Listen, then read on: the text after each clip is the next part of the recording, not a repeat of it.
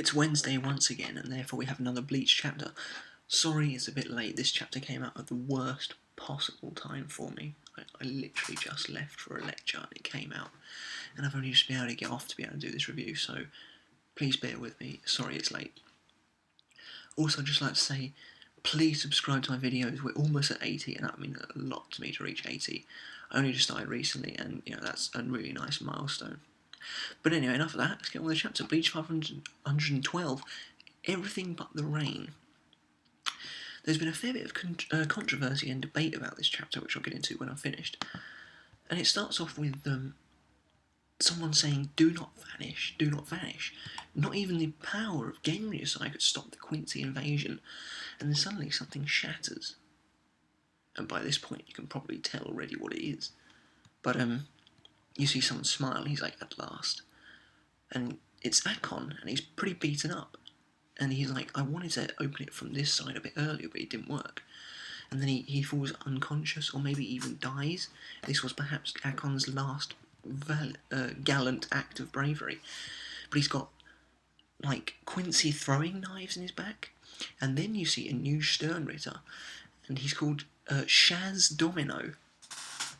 And he's really weird looking. He's a bit of a hipster. He's got glasses on, almost leopard print clothes underneath his jacket, and he has like these Quincy throwing knives, Quincy darts almost. But this bit of the chapter's generated a bit of, what's going on, because people can't really tell, and I don't really think I know either, to be honest. But basically, I'm fairly sure, back around 499, 500, when Ichigo was trapped in the Garganta, Akon sent some of his men to try and sort it out. And then when Hyozu told Akon to run, he must have come here.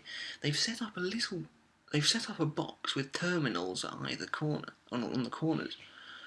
And it seems they've been trying to break the cage that Kurge put Ichigo in. And it seems they were followed by a Sternritter, Shaz Domino. Whether he is the Sternritter with the mind control abilities, I'm not sure. I don't think he is. To me, he doesn't look like to have the same trousers and the same shoes. I mean, I know you see him far away, but he looks too skinny. I'll wait for the manga stream's better quality scan, but I don't think it's him. So you don't find out this one's letter, because he's instantly taken out and there's a massive explosion, which is the same explosion at the end of 511. Juha Bach looks around like, what? And then you see a reaction shot from Ikkaku, Yumichika, Hisagi, Toshiro, Miuri, Kensei, Shinji Omaeda, and Matsumoto. And Ichigo bursts through in a cloud of smoke. So basically what I think happened at the beginning was Shaz Domino took out Akon, and then Ichigo was running towards him basically, and he was like, "I'm Shaz Domino," and then Ichigo just kills him. Doesn't even give him a chance to finish, because that's what Ichigo's like now. So we see that he's arrived in Soul Society at last. It's still raining, which is really nice imagery, and we see a defeated Renji and Rukia. So Ichigo observes them, then he disappears. We then get reactions from the Ezio Sternritter, the Luchador Sternritter, and Bambietta Bastabine. Still no word as not, which is a big shame. But they don't really know what's going on. They've obviously detected Ichigo's Reiatsu, but the Luchador is like, he just vanished. What's going on? Ichigo is moving at a ridiculously high speed. And then we move over to Byakuya. Everyone thought he was dead, but he's actually still plastered against the wall, blood everywhere, and he can't seem to move. And this is my favourite bit of the chapter. It's pretty amazing, to be honest. Basically, he just asks if Renji and Rukia are still alive. You see Ichigo, but you never see Ichigo's face. It's like this really cool thing where this guy has just arrived, and he knows he's there too late. He's sad, he's angry, but Byakuya still believes in him. Byakuya doesn't blame him for getting there late. Byakuya wants something from him, though. And this is massive character development. Byakuya's putting all his trust in Ichigo, and Ichigo's just answering with little, "Yeah, they're fine, they're alive," short, fast bursts, because he knows Byakuya hasn't got a lot of time. So Byakuya says that's good, and he says that he's not going to last much longer. This scene is just so powerful. It's raining, and these two, a long time ago, used to be bitter enemies, and slowly over time, Byakuya's character development has allowed him to accept Ichigo, then fight for him, and now die for him almost. So Byakuya starts to blame himself. He says that despite being a captain of the 13, he was unable to defeat the foul enemy who invaded Seirete. He let many valuable soldiers die, and he caused their families and subordinates to suffer, and he's deeply ashamed for losing miserably. And so he's just lamenting his last words to Ichigo.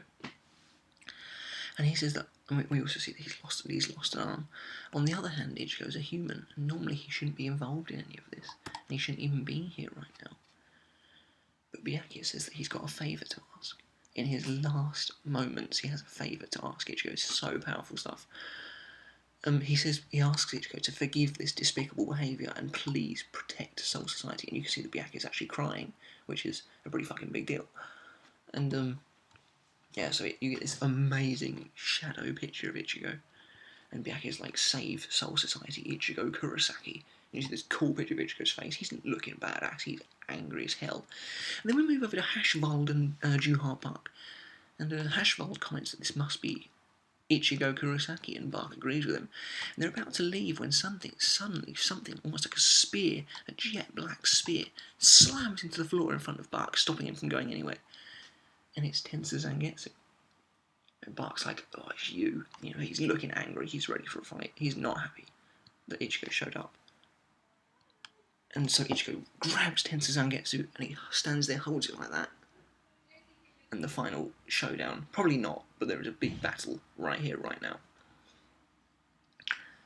The thunderstorm clouds overhead. Shit is going down, basically. So I really like this chapter. I'm going to give it an 8. When I first read it, I was a little disappointed. You know, we had such amazing chapters beforehand. I was like, this was really short and nothing happened. But in hindsight, I've read it a couple of times now, and quite frankly, it's amazing. It's really, really well written, really powerful stuff. Nothing does happen. That's a bad point, and it's too short. That's not a bad point. But quite frankly, the art was top notch. I've seen a lot of people complaining about it on Bleach Asylum, giving it 1 out of 10. That's rubbish. They clearly haven't taken anything into account. They just, for lack of a better word, bitching about things they don't like. They haven't taken the art into account. They haven't taken the atmosphere into account. The chapter is fantastic. Nothing. Yeah, okay, it was a little disappointing because of the stuff that's preceded it. But I give it an 8 out of 10. I thought it was really quite good. Very atmospheric. Ichigo's back, and he's ready to kick some serious ass. Admittedly, I don't think he will. But Byakuya's final desperate words to him were so cool. And I might be wrong, but maybe the rain clouds are passing at the end of the chapter. I suppose we'll see in the next one. But yeah, sorry this review's so late. I'm not sure if I'm going to get Naruto 1 out. I'll try, desperately try. But until Friday for hopefully the Fairy Tail review, catch you next time. Please subscribe. See you then, guys.